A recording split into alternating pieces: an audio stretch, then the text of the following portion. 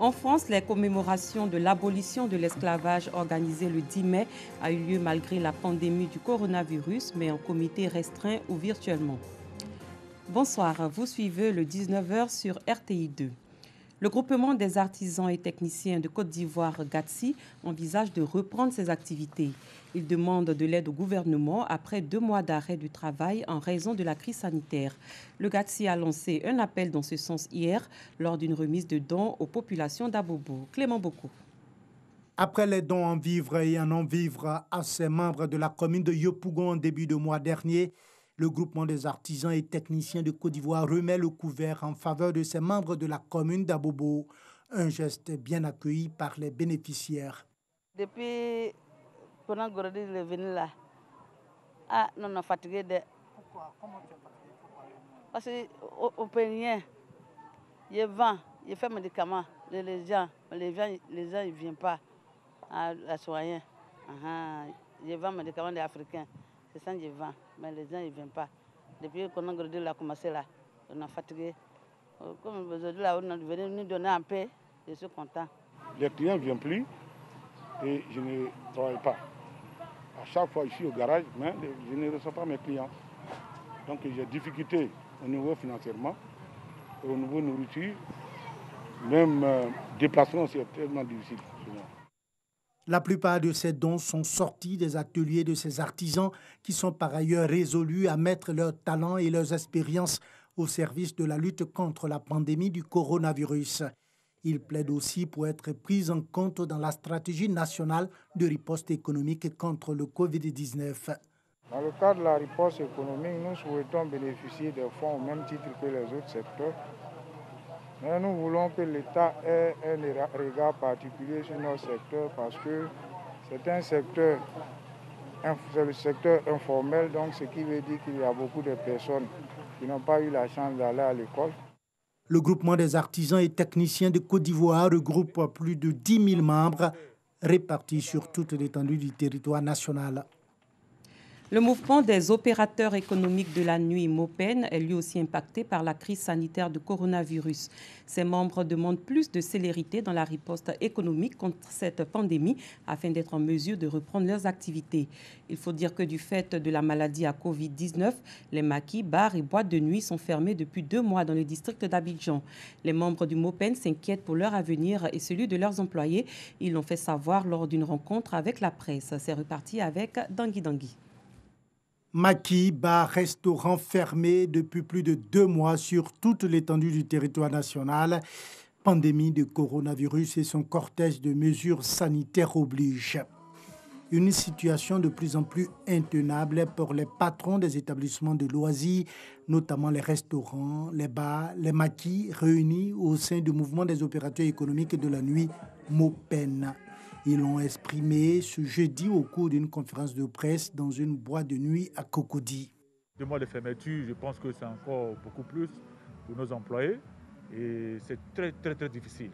Donc il faut que l'État vraiment nous vienne en aide, essaie de nous rencontrer et essaie aussi d'ouvrir pour qu'on ouvre, mais pas maintenant. C'est vrai qu'il y a la pandémie du coronavirus, ça on le sait, mais il faut que l'État nous rencontre et voir comment on peut faire pour ouvrir rapidement notre entreprise. Voilà. Sur toutes les lèvres de ces hommes de la nuit, un plaidoyer. Plus de célérité dans le traitement des dossiers relatifs à la riposte économique. Il faut que les doléances que nous avons déposées dans le livre blanc soient satisfaites pour qu'on satisfasse tout le monde, pour qu'on renouvelle nos stocks, pour qu'on paye nos loyers et nos factures. Dans son discours à la nation, le chef de l'État a levé le même jour la mesure de fermeture des bars, des boîtes de nuit et des restaurants de l'intérieur du pays. Reste maintenant la question de l'accompagnement financier promis au secteur privé dans le cadre de la riposte économique contre le Covid-19. Le mouvement Un coup KO pour le RHDP vient en aide à plus de 80 familles dans la commune de Trècheville. Ces familles ont reçu du riz et du sucre à la faveur de cet élan de solidarité qui répond à l'appel lancé par le gouvernement. Clément Bocou. Pour venir en aide aux familles devenues vulnérables à cause de la crise économique engendrée par la pandémie du coronavirus, le mouvement national Un coup KO pour le RHDP organise une cérémonie de distribution de vivres. Pour cette première phase, cette association vole au secours d'une centaine de familles de la commune de Treichville. Nous sommes dans la suite des actions citoyennes débutées depuis le début du confinement et autres. On est en train de remettre du sucre et du riz. Et puis éventuellement, on va continuer avec ce qu'on va recevoir parce que c'est des dons. Dès qu'on a pu en avoir, on appelle les familles de Treichville, on leur donne. Créé en mars dernier, le mouvement national Un coup KO pour le RHDP revendique plus de 3000 membres. Dans les jours à venir, cette association va étendre ses actions à d'autres communes du pays. 190 pensionnaires du village SOS d'Abobo ont bénéficié récemment d'un don du FODI, Fonds de développement des infrastructures industrielles. Cette structure, sous la tutelle du ministère du Commerce, de l'Industrie et de la promotion des PME, a offert des vivres et du matériel de protection à ce centre d'accueil pour orphelins et enfants en détresse. Nous poursuivons avec Clément Boko. Sensible à la cause des enfants, le personnel du FODI, le Fonds de développement des infrastructures industrielles, apporte une assistance au village SOS d'Abobo, un centre qui s'occupe des enfants orphelins ou en détresse. Des gels-mains, du savon, des mouchoirs jetables, des kits de lavage de mains et une importante provision alimentaire pour le petit déjeuner des enfants. Nous avons 190 enfants qui sont dans la prise en charge directe. Et nous avons 500 enfants qui sont dans le renforcement de famille. Ce sont les enfants qui risquent de payer la prise en charge parentale. Et nous agissons également dans ces familles-là. Concernant le don de FODI, ça vient combler vraiment un grand vide aussi. Parce qu'en ce temps de Covid-19, nous avons besoin de ces dons-là pour que nous puissions respecter les mesures barrières. Nous avons volontairement, au niveau du FODI, avec le personnel spontanément levé auprès des uns et des autres pour pouvoir apporter quelque chose aux plus démunis. Le sens de cette action, c'est un devoir auprès des populations vulnérables. J'exhorte toutes les personnes qui peuvent le faire, de le faire parce que c'est pour le bien de tous. Le FODI est une société d'État sous tutelle du ministère du Commerce, de l'Industrie et de la promotion des PME qui œuvre dans le financement des infrastructures industrielles. Les chantiers de développement de la zone industrielle d'Akopé-Zeugi PK24 et la réhabilitation de la zone industrielle de Yopougon sont à son actif. La structure a été créée en 2015. La communauté Sante Egidio a remis des vivres et non-vivres aux populations de divers quartiers précaires de la commune de Cocody, notamment ceux du quartier Kampala. Une action pour soutenir ces populations durant la crise sanitaire de Covid-19. Dangui. Bienvenue à Kampala, vaste quartier précaire au cœur du quartier Angré dans la commune de Cocody. Ici vivent plus de 700 ménages que la crise sanitaire a exacerbé la vulnérabilité. Cette remise de dons de la communauté Sante Egidio ce samedi a l'effet d'une réelle bouffée d'oxygène pour les habitants de ce quartier. Les mesures barrières, la plupart de ceux qui habitent ce sont analphabètes.